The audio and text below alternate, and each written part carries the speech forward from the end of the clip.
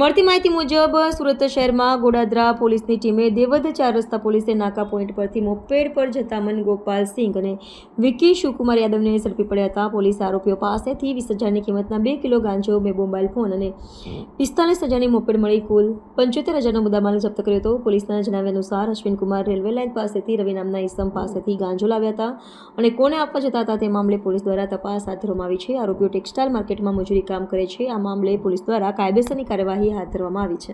Godadara police સ્ટેશનના PI Shri Acharya અને એમના સ્ટાફને એક બાતમી મળેલી કે એક બે ઈસમો છે એ પોતાના મોટરસાઇકલ ઉપર ગેરકાયદેસર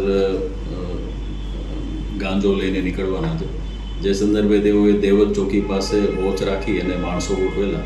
જે સંદર્ભે જે બાતમીવાળું વર્ણનવાળું મોટરસાઇકલ સ્કૂટી નીકળતા તેઓને ચેક કરતા એમાંથી બે ઈસમોના કબજામાંથી 2 કિલો જેટલો ગાંજો મળેલો છે, જેની અંદાજે કિંમત 20,000 અને એમની પાસેથી 2 મોબાઈલ અને જુપિટર સ્કૂટી એ સાથે 75,000નો મુદ્દામાલ પોલીસ દ્વારા કબજે કરવામાં આવેલો છે.